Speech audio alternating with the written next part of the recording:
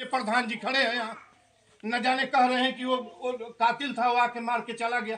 कातिल था तो इनको जानकारी थी तो सतर्क रहना चाहिए था। कोई मन में नहीं बैठा है बाबा जी किसी के, आपके मन में कोई बैठा है क्या? क्यों नहीं बैठा है हमारे मन में? मैं आया हूँ इसकी हिफाजत के लिए। क्यों?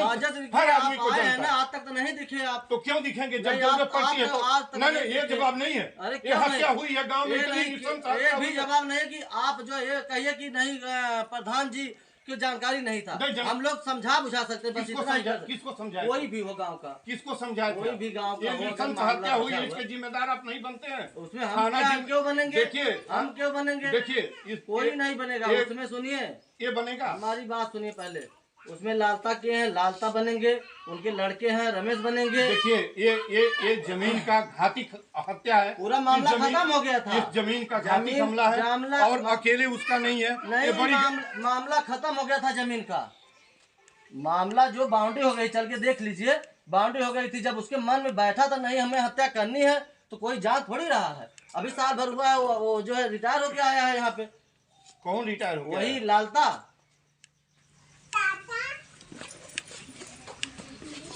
चल के देखिए, जमीन बाउंड्री हो गई है, खत्म हो गया था मामला। जाएंगे आज तो हम उसके मरने के बाद जिंदा तो कर नहीं सकते। प्रधान जी बड़े आराम से कह रहे हैं कि वो बदमाश था, हत्या कर दिया। ये जिम्मेदारी से हटने की कोशिश कर रहे हैं। इसी गाँव के नहीं, आपसे हम जवाब नहीं मांगने आए, हमको अपनी बात कहने दीजिए। आपसे मैं नहीं पूछता हूँ, मैं नहीं चाहता कि यहाँ आके मैं किसी को पार्टी बनाऊं। मैं जब सत्याग्रह करता हूँ तो वहाँ समझ में आ जाता है सत्य के अतिरिक्त मेरे पास कुछ नहीं है। ये मारा गया है तो इसके लिए सब अगल बगल के लोग जिम्मेदार हैं, अकेले थाना जिम्मेदार नहीं है। थाने की दृष्टि इतनी बड़ी नहीं है कि वहीं से देखेगा। हाँ, उनका जवाब कैजुअल था थानाध्यक्ष का। उनको नहीं कहना चाहिए था कि जमीन खून मांगती है। यदि इतनी विवादित चीज थी और इतना भयंकर मामला था तो थानाध्यक्ष को सतर्क रहना चाहिए। एक होमगार्ड भी, एक लाठी मैन को भी भेज दिए होते तो हत्या न होती, ये हत्या न होती। अब उसको जिंदा कौन करेगा? कोई है, कोई बता दे कि हम जिंदा करेंगे, और नहीं करेगा तो अब उसके लिए एक ही रेमेडी है कि मुख्यमंत्री आए। मुख्यमंत्री लखनऊ से ही सही, क्यों नहीं बात करते, क्यों नहीं संवाद करेंगे? 25 करोड़ लोग जब उनकी संतान है तो ये करेंगे क्यों नहीं?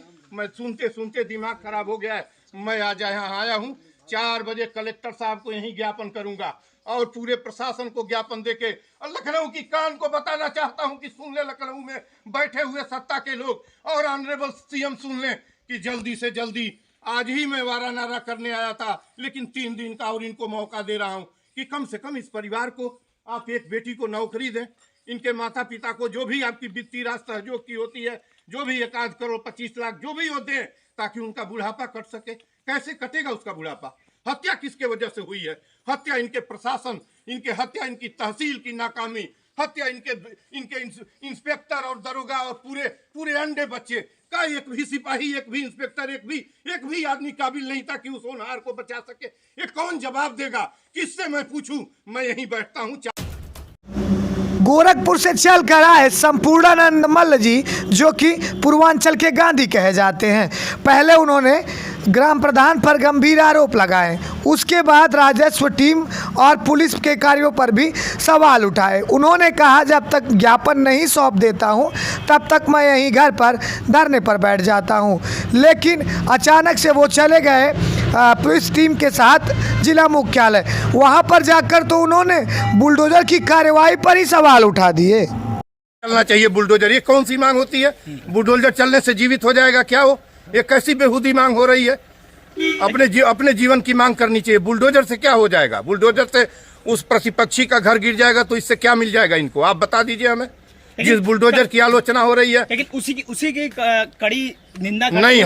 मैं बुलडोजर के लिए मांग, देखिए इस पर लिखा हुआ है, कहाँ है?